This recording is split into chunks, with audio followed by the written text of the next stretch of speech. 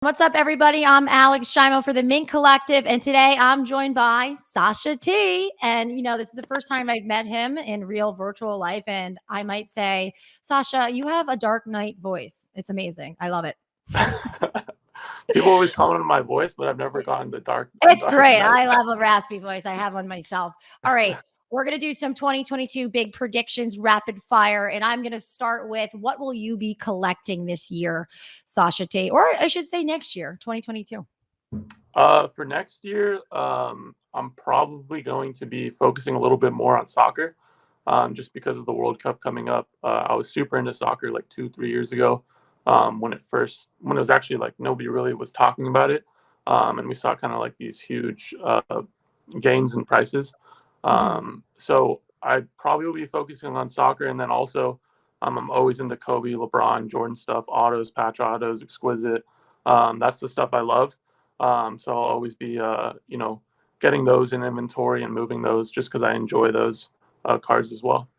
Soccer and the GOATs, you can't go wrong with that. What do you think will be the biggest change in the hobby in 2022? I mean, I think there's a couple things, right? The base market in general over the last couple of months has definitely seen a decline, but then also we have rookie patch autos and more golds, right? 101s, that stuff's going up. And I think a lot of the reasons is because institutional money has gotten smarter.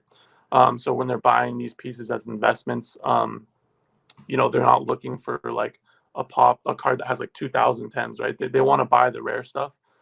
So I think that a lot of institutional money and a lot of businesses are going to be created around that, right? Around going after these rare collector items. I mean, we have Alt that just got insane funding. That's a company that pops up in my head.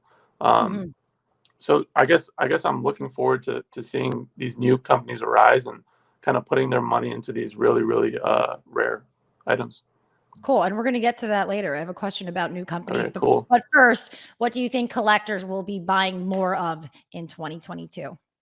I mean, I think collectors are just going to be buying what they like. I know if you're in SoCal, Mark, Ultimate Pastime, and he always says, buy what you like. So I think collectors at the end of the day, they're just going to buy what they like, whether that's, base card silvers, PSA 9s, PSA 8s. In my head, collectors aren't really moving with the crowd, let's say. That they just want to buy what they like. So that's what I would say. Okay. What do you think collectors will be buying less of? I would say that's up to their own taste. If we're talking more about like investors, right? I just think people are going to be buying less of base. I think also, recently there was a huge shift into the F1 market. We saw a huge rise in prices. So I think that there's going to be a continued growth for collectors and investors, what do you want to call it, whatever you want to call it, for the F1 market. And I'm also excited to see like how that market does in the off season, just because we just went into off season. So how will it react, right? Will there be more people coming in just because I believe the next Netflix doc is coming out for it in a couple of months. So I don't know. I guess in general, I'm excited about the F1 market, and I want to see, if there's more collectors going towards it and more money going towards it, and how it reacts to the off season. Absolutely. It's sky hot right now. What do you think collectors will be doing more of next year? I think collectors are going to be, over the last year, we've been able to go to shows, right? Because of COVID, we weren't able to, and a lot, we had the Dallas show, we had shows in Atlanta, we had shows in Florida, we had shows here in California. It was amazing to see, but then unfortunately, what has happened recently is with a lot of prices, coming down in the base world, a lot of dealers have kind of been stuck with that inventory.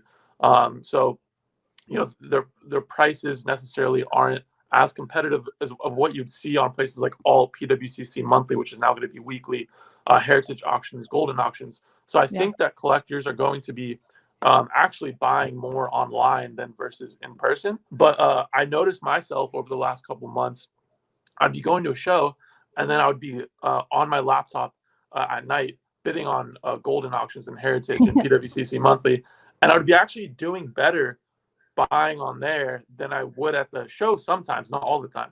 So I think that we're going to be seeing a lot of people kind of being able to find the cards that they want and they like on these auction houses. I love it. Yeah, technology. You really can't beat that. Although you can't beat being in person and giving I'd bro agree. and everything. So I'm really looking forward to, meeting you and everyone else at the Mint Collective. With that said, what do you think collectors will be doing less of next year? It's a very good question. You got me stuck on that. I think that again, with the whole base stuff, collectors probably going to be collecting a little less of the base cards. And also, right. I had a interesting talk with like a true collector, like never sells his cards. Like he was talking about how he doesn't really like grading, which I thought was an interesting concept. Was like all the values in grading. Like if you buy a raw card for $200 at PSA 10s, whatever, it could be $800, whatever it is. And he's like, dude, I just bought, like, I don't care. Like, I just want the card necessarily. So I think maybe some collectors are going to be going towards that focus just because so many cards that are graded are so high. Like the price points are kind of insane, where maybe the person just wants the raw card. Maybe they just want the physical card. They don't really care about the condition as much. But I guess we have to see how that plays out. I'm with him. I have about like 500 raw cards behind me, and I'm like being so cheap. I'm like, how do I decide which ones are valuable enough to send in? Do I want to spend $400 on this, or I don't know? So I'm with this dude. Which person or people or an entity do you think will be the next big hobby star in 2022? Over the last couple of months, we've seen that people are taking an eye on producing content, which is really needed in the industry, right? We need different voices. We need personalities, like how you mentioned before we got on. We a lot of what's happening now is that especially like the mint that's going on, like before all this like money's been flowing in, the industry was kind of like very old school in its habits. So I think that like a guy like, I don't know, like Jesse from PWCC, I saw they put out a piece of content last week or something, and they're bringing in somebody who had cards in their vault at PWCC, does a lot of business with them, and he sat down with them and they just overviewed the cards that he was buying and selling. Like, so I guess Jesse would be one. I think Burbank Sports Cards, I think a guy like Rob and Ryan, like that, those two personalities going at it, day to day. And they just started producing content. So guys like that, I guess, come to my mind. And I guess those are two guys that I'm just excited to see like them play out in the content world. All right, Sasha T, which established company do you think collectors should be on the lookout for next year or follow? I think PWCC is a solid one just because they have so many cards running on their now weekly auctions, which was monthly before. I think people are able to get a lot of cards that they want and like, and also good prices on there. So I would say PWCC. Cool. Following up with that, which up and coming company should people keep their eyes peeled for or follow next year as well? I would say a company like Alt. I know they just got a great amount of funding recently. I really like their liquid auctions that they're doing. They have amazing cards on there. They always like the cards that they run on there. Like, there's nothing where it's like, oh, like that's not that cool. Like everything's like really, really interesting. And also I think like with their vault program where you can literally vault and it's basically like free and you can ship it directly to whoever you want to ship it to. I think that's really, really cool. And then also I would say a company like Whatnot, where you can literally get liquidity by just going up on there and putting cards for sale. And I think a company like Whatnot is also interesting because like it gives influencers or whatever you want to call it a platform to be direct with their fans and interact with them as well. So I think that's like a really cool dynamic as well. So I guess those are the two companies. Cool. All right, this is my favorite question. I want your bold prediction. What will be the biggest surprise in the hobby in 2022? Tough. What do you think is going to be the biggest surprise in the hobby? Then I'll base it off. I have no idea. I just think it's going to hit mainstream media, actually, and I think people more, plain Janes, friends of mine are going to get into it and be like, yo, this is cool. Like cards are cool again. That's my prediction. Yeah. But we have to take it there. We need personalities to take it there. They're not going to just do it, via Instagram. So I agree. I guess Fanatics coming in has the biggest opportunity to do that as well, right? Bringing the athletes in and the everyday person. So, I mean, I hope for that to happen. Me too. But yeah, I guess I would say your answer, right? I'll go with your answer on that one. You can steal my answer. I always have good answers, Sasha. I might do it again. Who knows? I know that you're coming to the Mint Collective in Vegas. So what are you most looking forward to?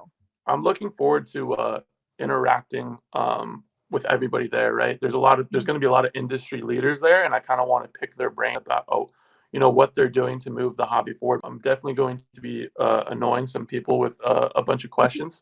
I'm always annoying, so I'm with you. Like, that's literally my job, to be annoying. And please come up to me and be annoying with me as well. I will. We'll do it together. Looking forward to seeing you in Vegas. Thanks for joining me. Alrighty. Thank you so much for having me.